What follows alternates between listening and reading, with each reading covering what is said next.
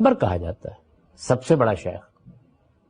بڑے غیر معمولی اثرات ہیں ان کی کتابیں ہمارے ہاں بڑی اہمیت کی حامل ہیں، پڑھائی جاتی ہیں، پڑھی جاتی ہیں، ان کی شرح لکھی گئی ہیں. یا محی الدین ابن عربی کا یہ نظریہ کہ ختم نبوت کے معنی یہ نہیں ہے. اب یہ بھی کوئی معمولی بات نہیں ہے، وہ توحید تھی. ختم نبوت کے معنی یہ نہیں ہے کہ نبوت کا مقام اور اس کے کمالات ختم ہو گئے، بلکہ صرف یہ ہے کہ اب جو نبی بھی ہوگا وہ محمد الرسول اللہ صلی اللہ علیہ وسلم کی شریعت کا پیرو ہوگا.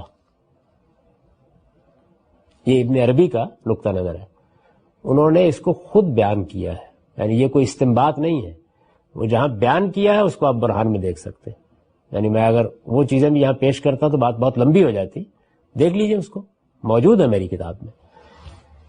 یا محی الدین ابن عربی کا یہ نظریہ کہ ختم نبوت کے معنی یہ نہیں ہے کہ نبوت کا مقام اور اس کے کمالات ختم ہو گئے ہیں، بلکہ صرف یہ ہے، یعنی وہ کہتے ہیں کہ ختم نبوت کی آیت ہے نا قرآن مجید میں، اسی سے آپ استدلال کر رہے ہیں. یعنی نئی نبوت کو ماننے سے انکار کرنے کی بنیاد کیا ہے؟ وہی آیت جو سورہ احزاب میں ہے، وَلَٰكِن رسول اللہ و خاتم النبیین. تو نبی صلی اللہ علیہ وسلم اللہ کے رسول ہیں اور خاتم النبیین ہیں. تو خاتم النبیین کا مطلب ہم کیا سمجھتے ہیں کہ نبوت اپنے ہر مفہوم میں ختم ہو گئی ہے. یعنی اب رسالت میں آپ صلی اللہ علیہ وسلم نے گویا مہر کر دی ہے، وہ نبیوں کی مہر ہے، سیل آف دی پروفٹس ہے. یہی مانتے ہیں نا.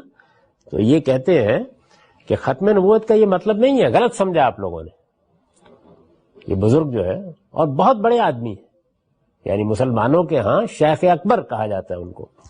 ختم نبوت کے معنی یہ نہیں ہے کہ نبوت کا مقام اور اس کے کمالات ختم ہو گئے ہیں، بلکہ صرف یہ ہے کہ اب جو نبی بھی ہوگا وہ محمد الرسول اللہ صلی اللہ علیہ وسلم کی شریعت کا پیرو ہوگا.